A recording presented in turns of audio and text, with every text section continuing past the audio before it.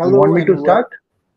uh, I'll just do an introduction. Hello and welcome to the book launch of the book Swordplay by Sri Bappaditya Chakravarty, um, an author for Garuda Prakashan. And I'm very pleased to have on the panel Colonel Arun Singh as well as Garuda author Sri Binay Singh as well. So welcome to everybody. And of course, we have our author Sri Chakravarty. So, starting off, I'm going to invite Colonel Singh to start with his some opening remarks about the book and the topic, and we'll go from there. Yes. Firstly, this is the book. I have gone through this in parts, and I also read the synopsis that that was sent by the publisher. And first, my congratulations to Mr. Chakravarty. And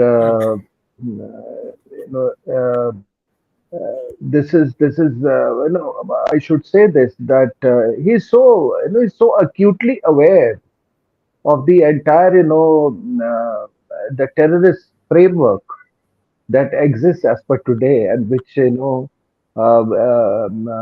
which is afflicting India. And he's talked about Khalistanis, he talked about the jihadis, and other terrorists, and the linkages, the criminal gangs, the linkages between them, the drug mafia. And well, the setting is, of course, I mean, the Tehri Dam. And what he has written is not far-fetched.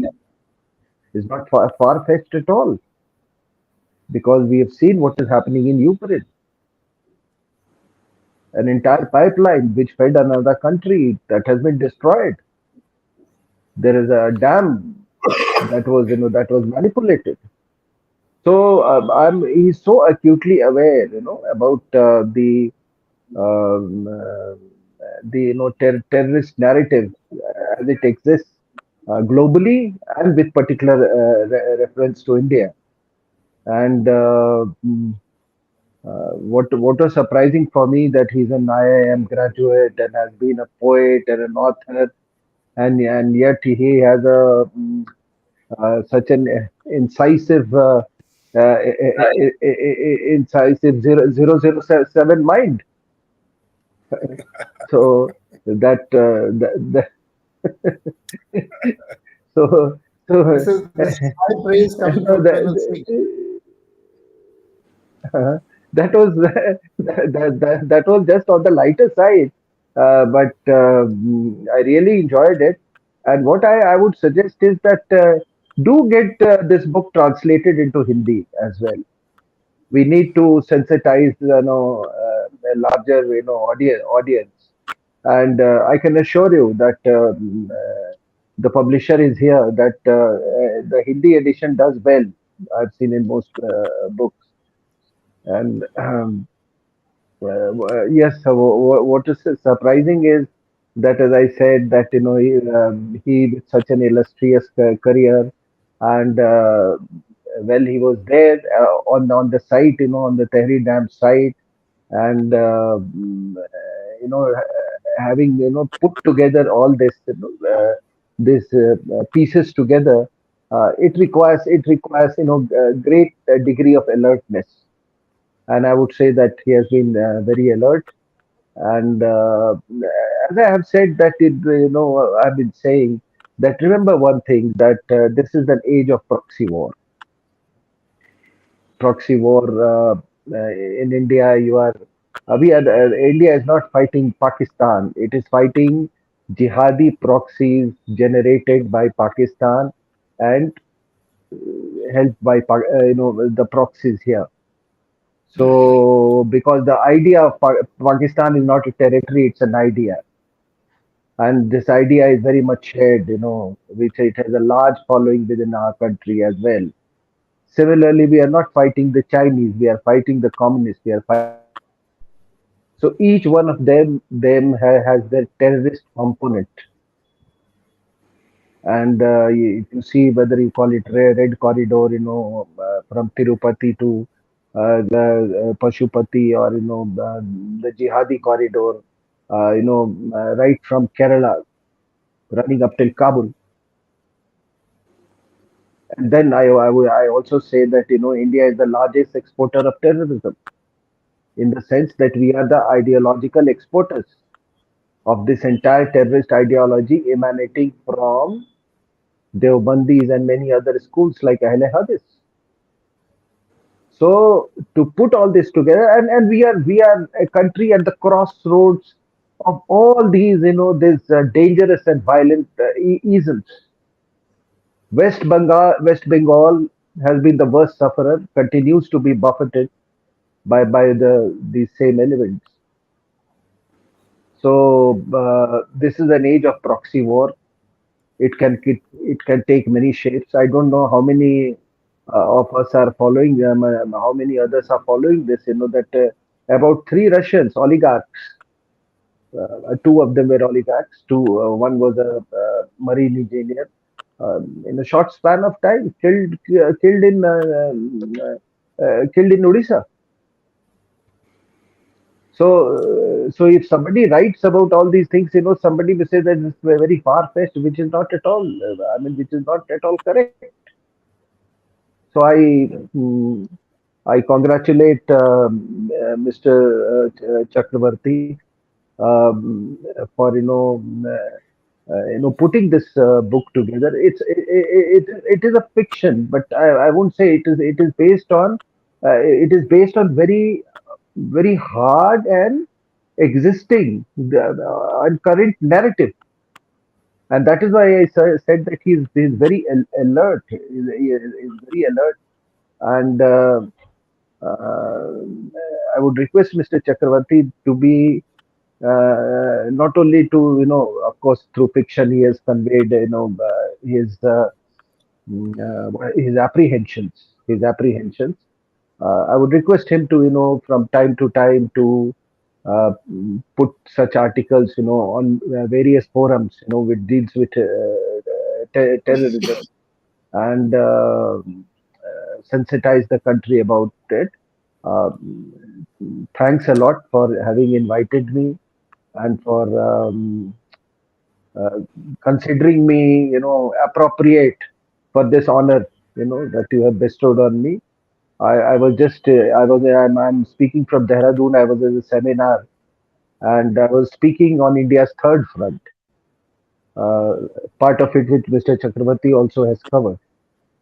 So I was speaking, and I said I have only half an hour. I have to go back because I have promised some days ago that I'll be there for a book launch. So I just quickly I wound up my talk, and I'm here with you all. Thank you very much for this honor. God bless you, and congratulations once again. Thank you, Thank you. Thank Colonel. you so Really appreciate that. Thank you so much, Colonel Singh. And I think it's a very good segue to invite Sri Binay Singh onto as a speaker. He's also a Garuda book author, which is very much a book which is very much in line with what Colonel Singh has been saying in terms of the aggressors that we have, that we are challenged with, and that's very much relevant to the book that's being released as well. So it'll be very uh, good to hear Sri Binay Singh talk. His book is published by Garuda, which is Bleeding India: Four Aggressors, Thousand Cuts. The title is Bleeding India: Four Aggressors, Thousand Cuts. Again, I welcome author Sri Binay Singh. Thanks, Sankrant, and it's an honor for me to be a part of this book discussion. And I just heard RSN Singh sir. For me, he's like a Gurudev. I have learned a lot from his speeches. I follow him for the last so many years. So my idea about these threats, a lot of that has been built by hearing him and by following his speeches and all.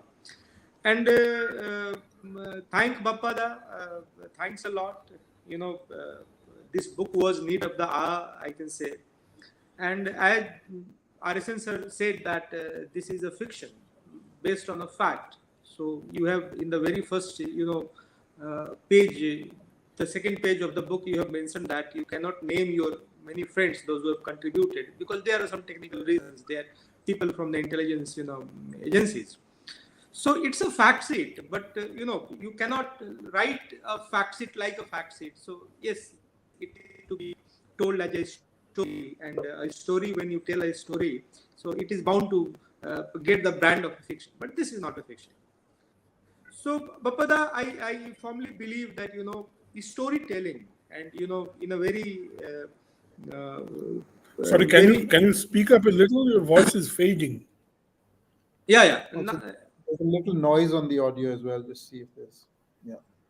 Bappada, I think storytelling is need of the hour, and I firmly believe that storytelling is the way out. So in the Hindi heartland, we see that chai ki tapris and chaurahas, or in the morning or in the evening when people gather, there are two topics which people love to debate or love to discuss. One is film and the other is politics. So I think a time must come, or we must try to decentralize this issue of national security and especially the internal security issue. We must try to declass it. We must try to decentralize it. When I say declass it, that means an article on internal security or national security that is published in an English newspaper on the edit page of a big brand is supposed to be a big article. And when a normal reader, when they try to read it, they had to sit with a dictionary, and half of the content they are not able to get. So that is considered to be a good article. And the issue of this internal security or national security, that is very much centralized. That is a you can say that is an issue of the intellectual elite. So it's need of the hour that by storytelling, by simplifying these stories, we must declass it. We must make it a subject of the common mass. We must make it a debate or a discussion of the chai ki tapri and chaurahas. And we must decentralize it. So it must go to the masses, not just be a subject of intellectual elite. And I congratulate you once again, sir, that this book served the purpose in a very simple way. You have narrated how the many heroes, those who are bound to be unsung, and they are contributing in such a way, they are contributing in a way you cannot discuss it also. And I think this book must be read by a few politicians, those who raise questions on the defense forces, those who question the Indian agencies. They have got a habit of questioning the agencies. And let me tell you that as RSN Singh sir said that yes, proxy war, we are in a stage of proxy war. So we have got a hangover about war, that bomb will be there, some weapon will be there, or the world war will be like some atom bomb will be dropped. But let me say that I firmly believe in this thing, that we are in a state of war. War is not going to come in the way it was. War has moved into the next generation format. We say that we are into the 5th generation, and later on we will move into the 6th generation. So the 5th generation warfare is a proxy war. Majority of that component is the proxy war, in which two components are there. One is social engineering and the second is propaganda. So when social engineering that is blended with propaganda, it forms a bomb. It is more lethal than a bomb. It is more lethal than an atom bomb, you can say. It changes your style of thinking. It has the ability to hack your mind, hack the mind of a country, hack the mind of the target group. So I think this book covers both the aspects of proxy war and the non-proxy war, both the aspects of that.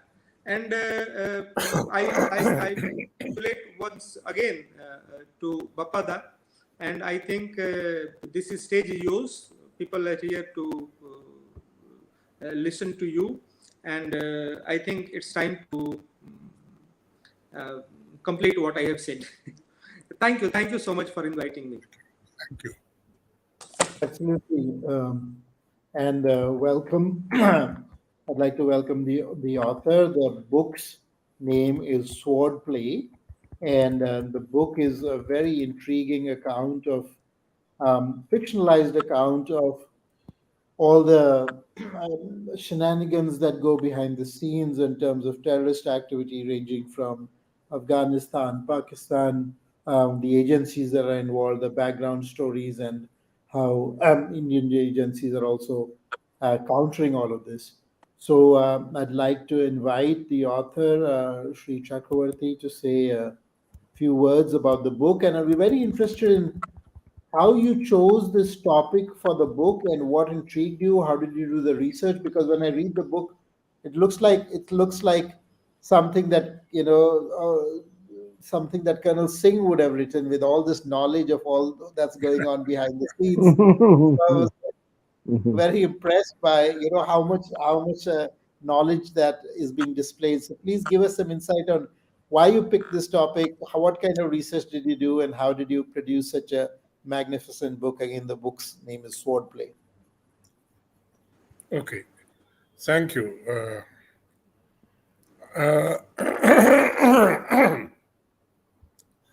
To begin with, so far as the Tehri Dam aspect is concerned, at one point of time in my career, I was in charge of rehabilitation of the Tehri Dam.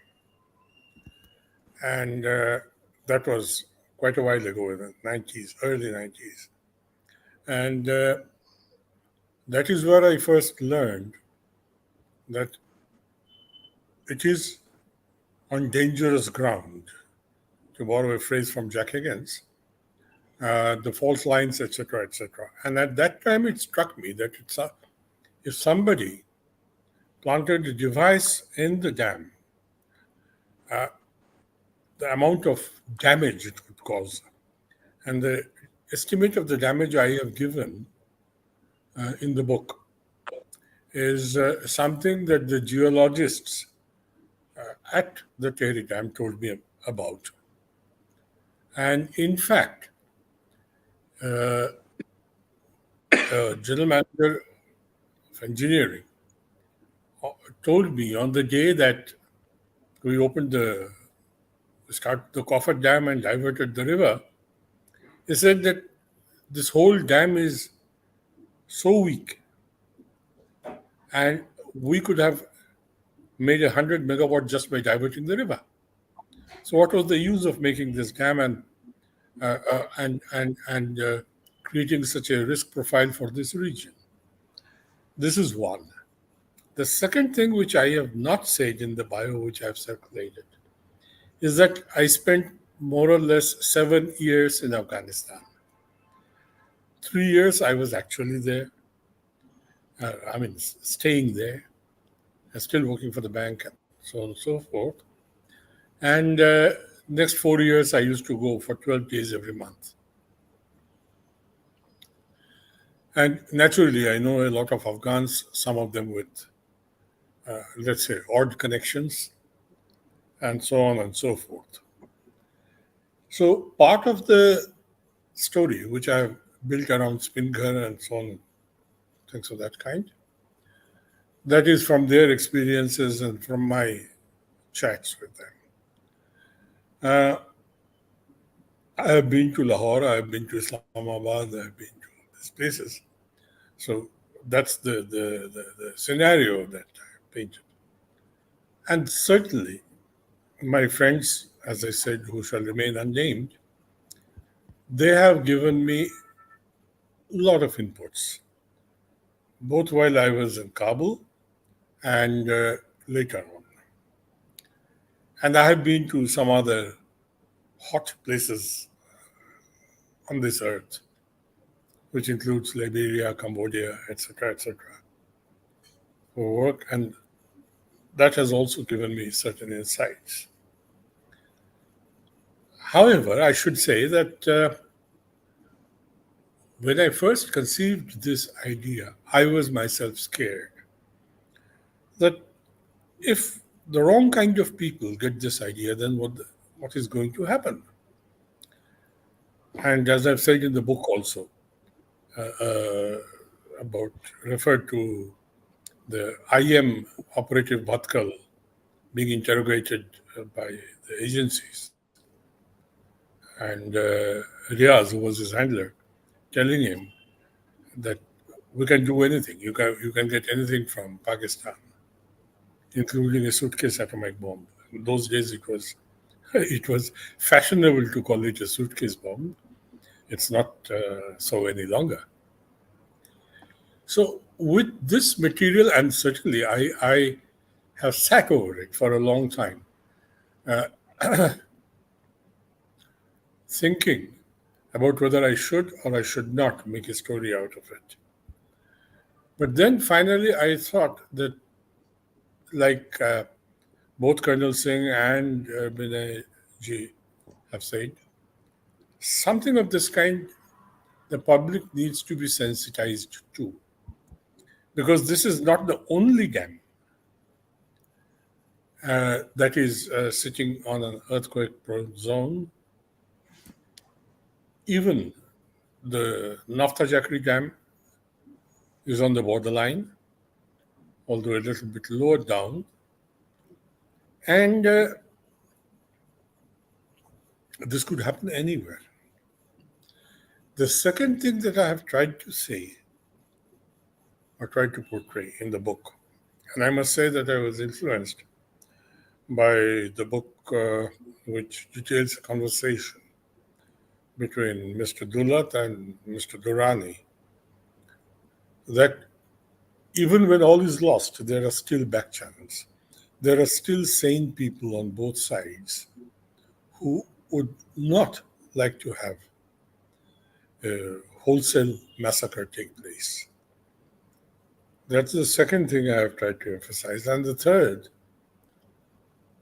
is what probably Colonel Singh, I don't know, he's off the line, but probably Colonel Singh would agree with me that very often the actual clue to a terrorist plot comes through,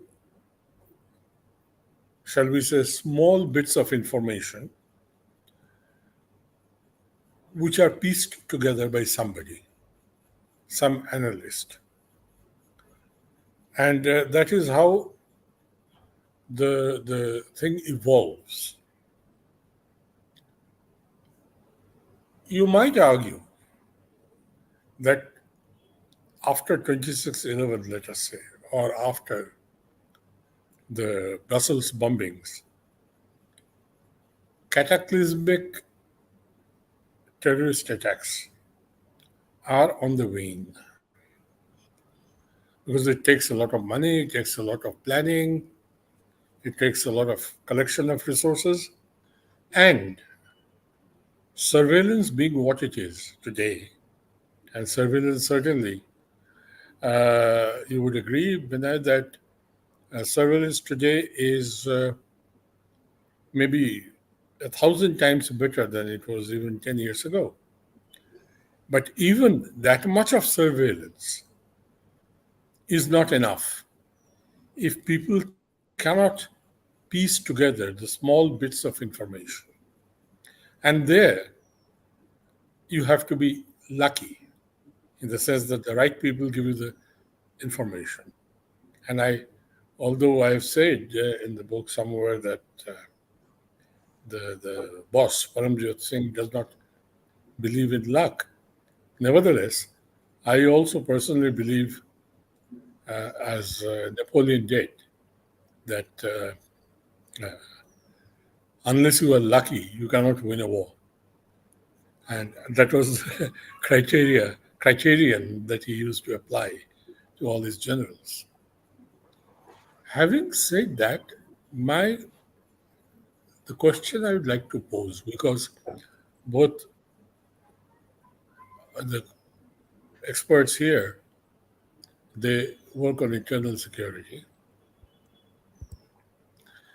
is what is going to be the future of terrorism? This is something that I would like to wrestle with in terms of a book, in terms of a plot, because both of you Colonel Singh and Binay, you have talked about proxy wars, cyber wars.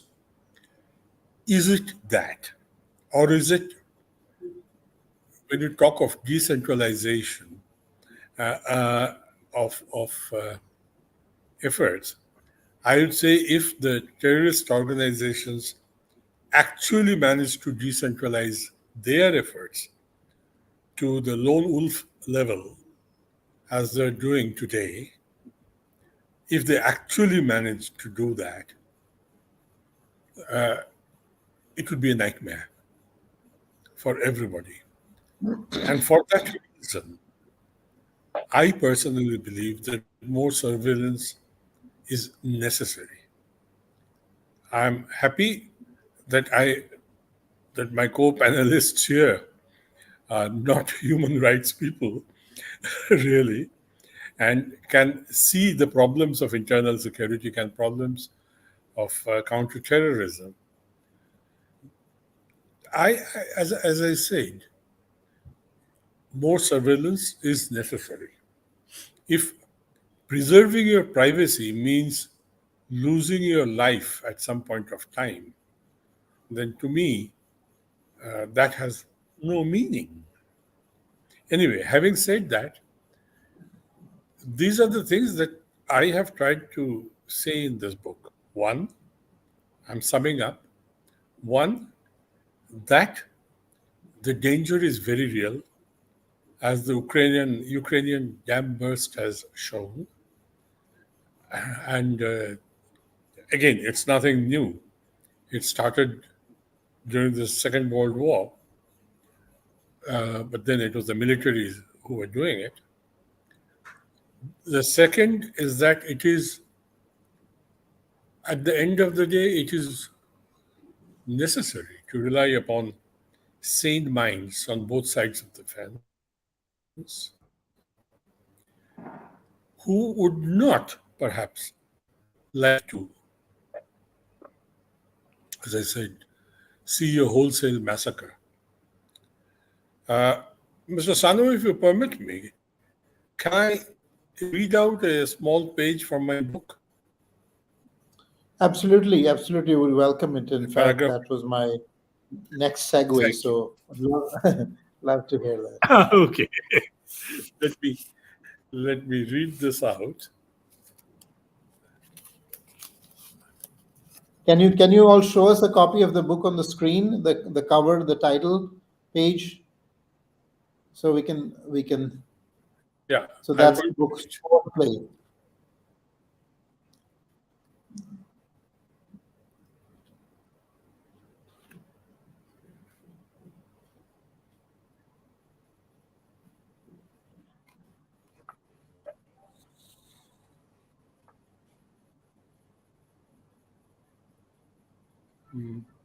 This is where,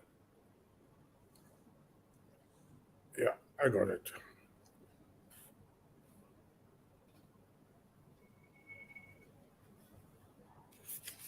This is on page 48, where this Haqqani network chap, server, meets his bosses. And he reports that for the last 8 months, the Tehrik-e-Taliban have been discussing things with some Khalistanis. And the mullah replies, we know that. What else? The Khalistanis are paying good money for a tactical nuclear weapon. The old man continued, what has this got to do with us? Server sipped his tea. My Taliban contact has a proposal. Because this also tells you how the proxy is built up. One of the others asked, what is it? They want help, want us to create a diversion while they remove the bomb.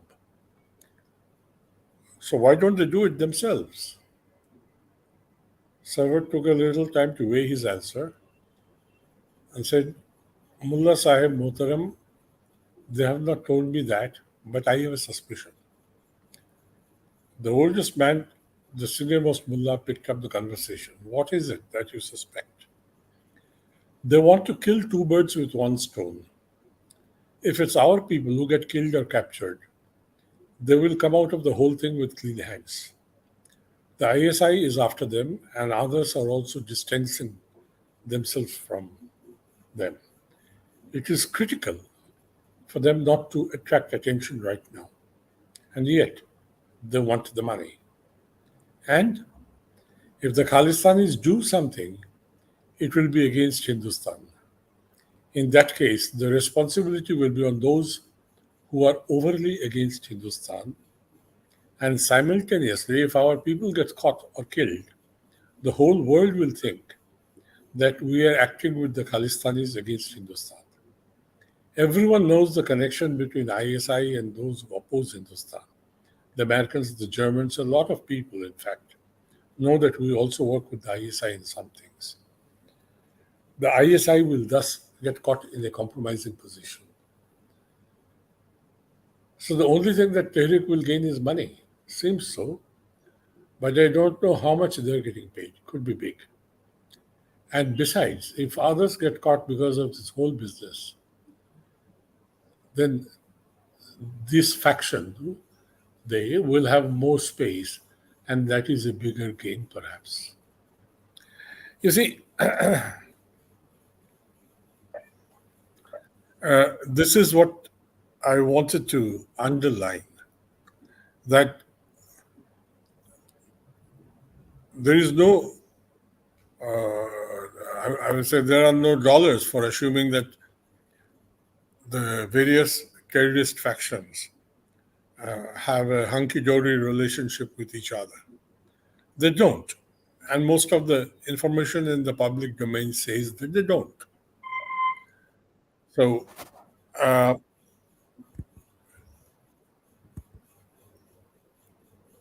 in dealing with them, my theory is that one has to play on the game within the game, which I think Colonel Singh will recognize, because there are motives, underlying motives. And a bit of a Hercule Poirot business, certainly, that the counter-terrorist agencies have to do. But I think it is unavoidable. And in the process, you have to deal with your own assets, as the character of Assad in the book exemplifies, and then take it from there.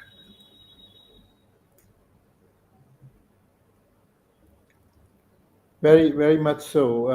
I've been looking at some of the aspects of the book highlighted, and I was very interested. Both, of course, you've given us some insight on how you know all this locational information because you were in Afghanistan and you were in these other places as well. But also, I'm very intrigued about the character construction and how the characters were chosen and how you got insights into those particular characters. How many of those are based on? I guess for every fiction writer, there is some aspect of real characters mixed with fictional characters. So, is there people I you model characters after? Well, I have met some special forces officers. I count them among my friends who, for example, I know one gentleman who spent about, he was a special forces officer, he still is actually, he's alive, spent 3 months in Pakistan, not in Lahore, but in Faisalabad, and behaved exactly like a traditional Muslim, and he was able to collect information. So that was needed. So that he was one of my models, I will say. He is one of my models, and somewhat the description also fits him. So that is one. And I did want to bring in the two girls because I'm a Bengali, and traditionally Bengalis downplay their women very much and the abilities of their women. And at the same time, I think it is not proper. So I wanted to build two characters around Bengali women who are capable of handling things. And I should say that this is not the first, this is the second book, so to speak, in the series. The first book, which was originally published as the Goa Connection, introduced these characters and how they came come how did they come to know each other. Paramjyot Singh again is based on a Sikh officer who I'm sorry, he is not a Sikh officer. He was an Air Force officer who has unfortunately died. He was an Air Vice Marshal, and he had many of the characteristics that I portrayed into Paramjyot Singh. Very intriguing. Again, the book we are talking about is Swordplay by author Sri Bappaditya Chakravarty. It's available on garudabooks.com, Swordplay. Urge everybody to go and get their own copy. It's very important to support authors who are showing up in a new narrative versus the same old cliches that have been passed down to us before. And also a book like this, which is taking very, deep knowledge of the terrain, of the places, of the people, and then stitching together in a narrative which will just keep you spellbound. And I was reading it. It's just written as a thriller, and it's written very well. So pick up your copy. The book is Swordplay, and we'll end, just with some closing remarks if Colonel Singh or Binay Singh ji wants to make, and from the author. I think the vocabulary that has used. I'm not talking about English vocabulary, but the professional, intelligence agencies. The vocabulary that's very praiseworthy.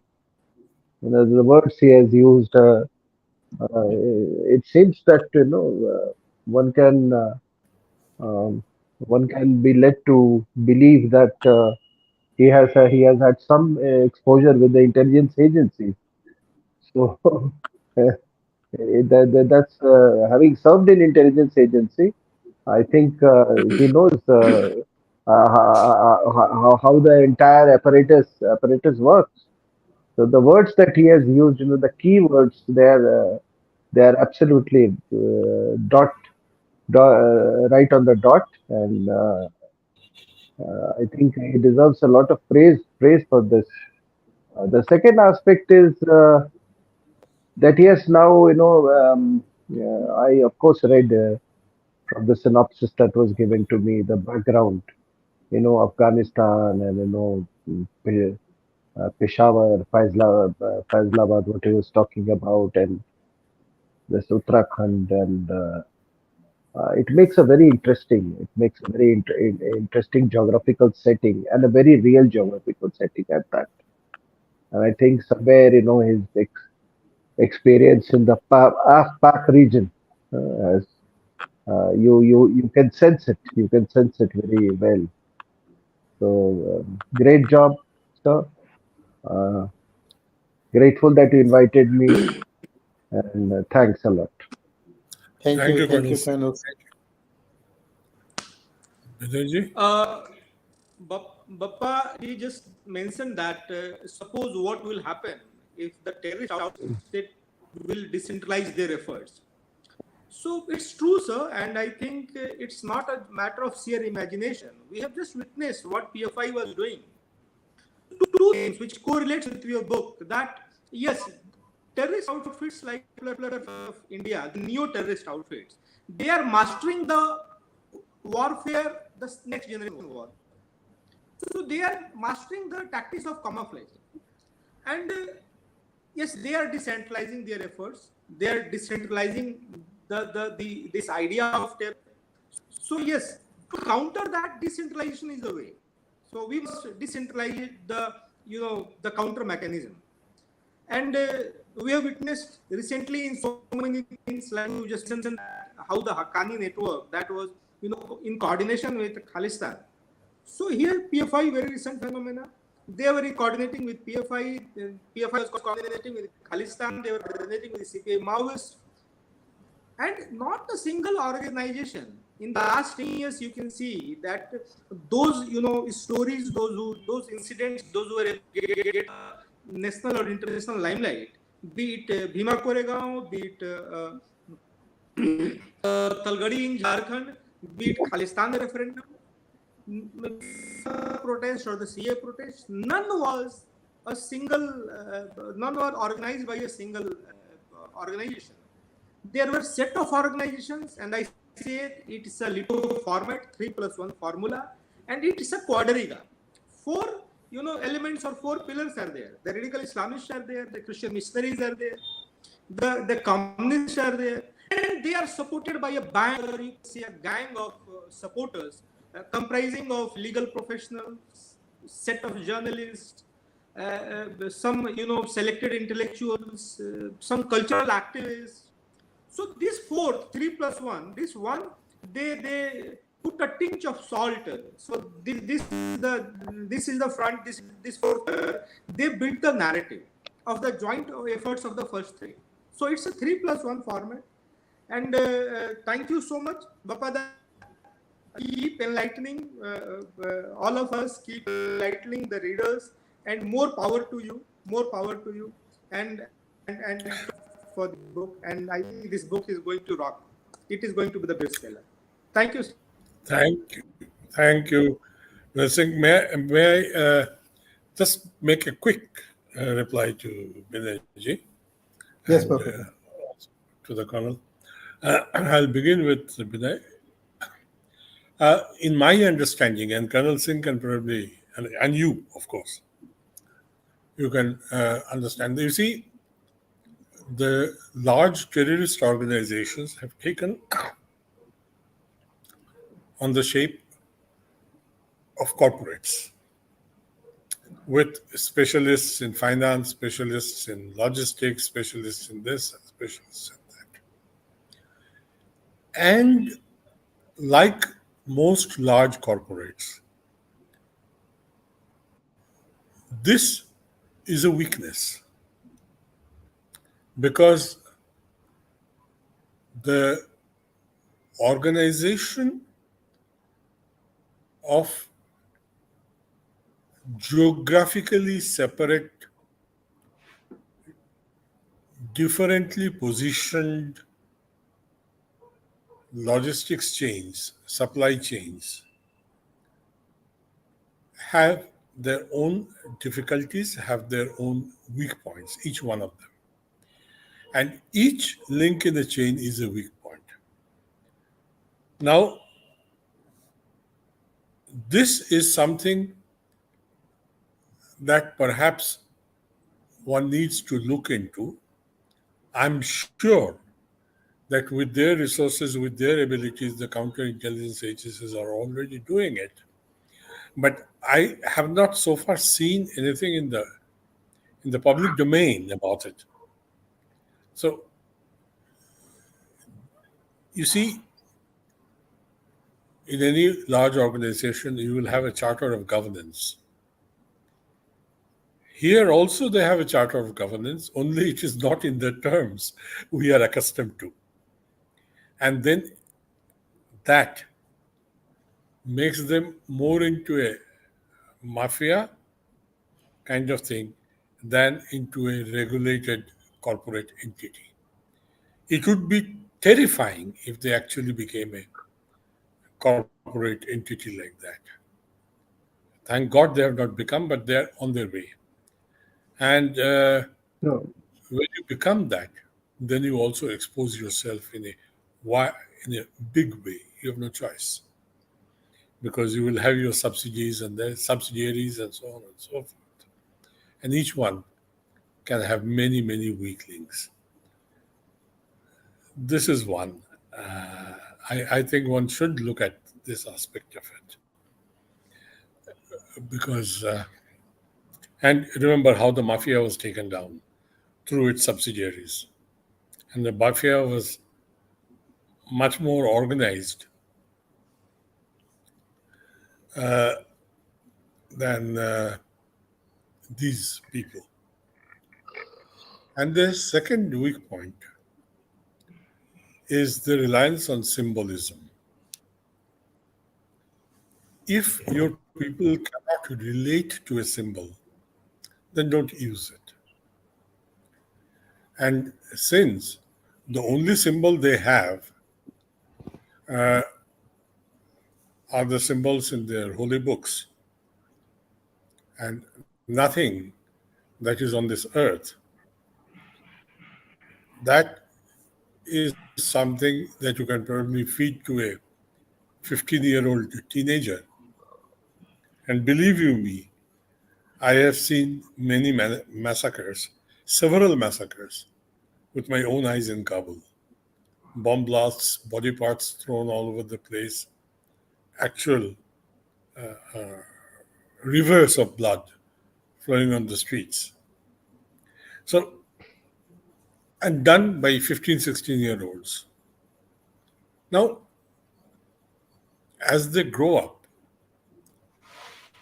they will start losing faith in these symbols because somewhere not everybody is brainwashed the same way. And again, thank God for it. Otherwise, we would have lost all our assets. Every intelligence agency would have lost all their assets. Thank God for it. These are some things to build upon. That's what I personally feel.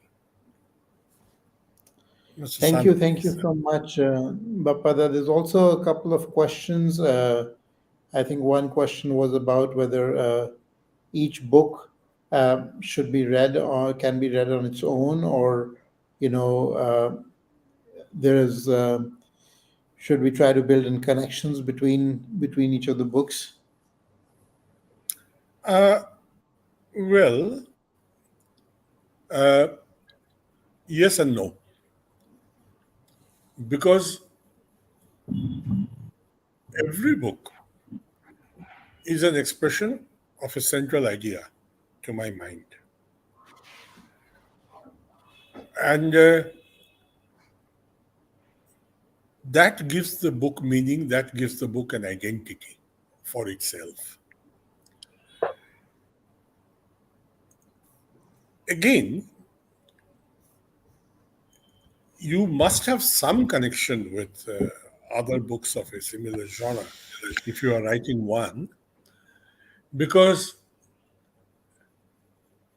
then if you don't do it, then people will lose the continuity of ideas. You see, in one way, a book is an identity, has its own central idea. In another way, books in a series or books that are linked to each other must carry forward, you see, like an accounting statement, must carry forward some ideas from the previous book, which helps to strengthen the characters, helps to strengthen the central narrative. To that extent, the connection should be there. But let it not become a saga. that would be not quite the right thing to do. Because then the book loses its identity, each individual one. Wonderful. The book again is Swordplay, and it's available on garudabooks.com, garudabooks.com/swordplay. And I'd like to thank everybody for joining, and for all the viewers for joining as well. Please make sure you tell your friends and also get a copy of the book for yourself. Thank you. Thank you very much. Namaskar. Thank you. Thank you, all of you. Thank you, Colonel Singh. Thank you, Banerjee. Thank you, Sunil. Thank you, Mr. Sandhu. And have a good evening, all of you. Thank you, sir. Thank you.